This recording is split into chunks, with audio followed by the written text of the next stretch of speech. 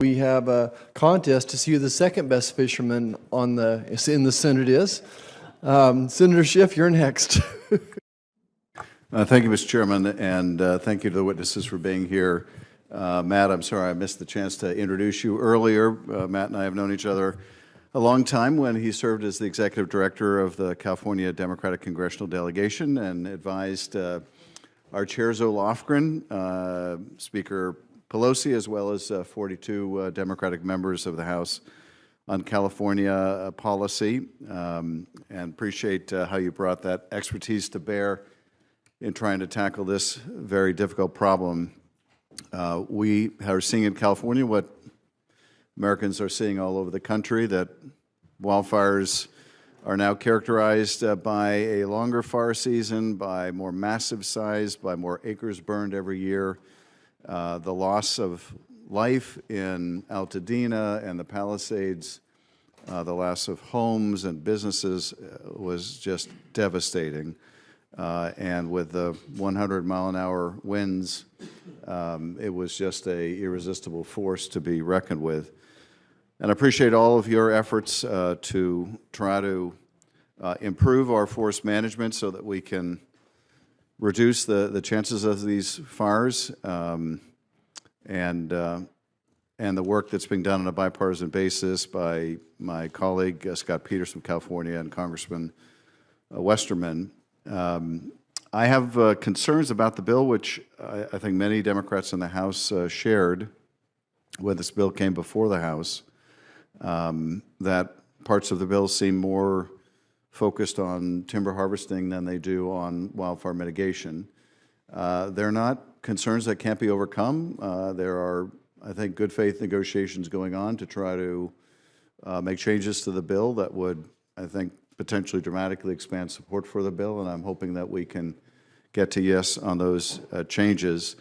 One of the reasons I think there is skepticism about the priority in the bill being more on wildfire and less on timber, or vice versa, is the issue that my colleague Senator Bennett was raising, and that is that so many of the actions we're taking right now are completely counterproductive, that have nothing to do with the need to change law, but they involve the laying off of firefighters, the hiring freeze on other firefighters, the termination of 3,400 employees at the Forest Service, the funding freeze affecting the halt of hazardous fuels reduction.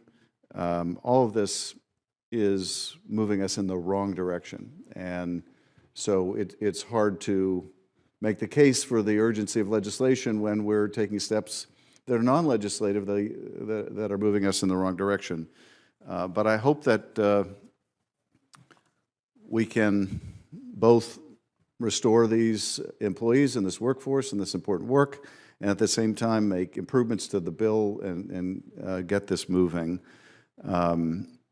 I'd like, if I could, I received a letter from the Loma Katsky project, which I request unanimous consent to be entered in the record. I thank you. This project is a forestry and workforce development organization in Oregon and California. Their work has resulted in thousands of acres of hazardous fuels reduction, millions of feet of timber sent to mills, billions of dollars saved and avoided property damage and firefighting costs, and freezing the funds has really adversely impacted their efforts. The question I'd like to ask, and I'll throw it open to the panel, is, first, how do we make sure that we're not making the problem worse with some of the actions we're seeing now?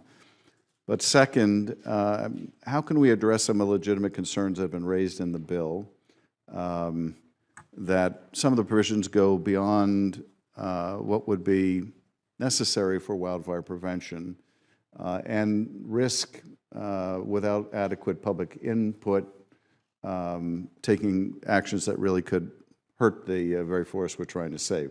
So if you could comment on those efforts to negotiate some of those difficulties, and I yield to the panel. Well, let's just be brief here. We're already past, we're at 5 minutes, so maybe 1 minute for an answer here.